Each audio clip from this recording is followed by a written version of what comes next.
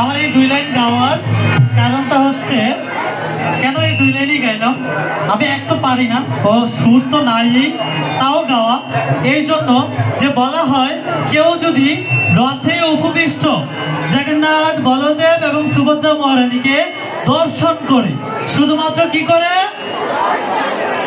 তাকে আর এই ধরাধামে পুনরায় জন্মগ্রহণ করতে হয় না। জয় জয় জগন্নাথ বলদেব সুভদ্রা মহারানী ব্রহ্মানন্দে। হরি হরি বল।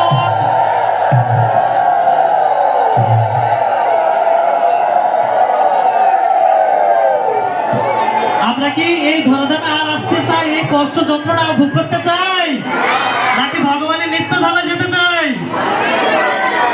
তাইলে এই যে আজকে আমরা আসলাম, জগন্নাথকে দর্শন করলাম, রথে জগন্নাথকে দর্শন করব, রথের যে রজ্জু সেই রজ্জুকে স্পর্শ করব, তাহলে আমাদেরকে আর পুনর্জন্ম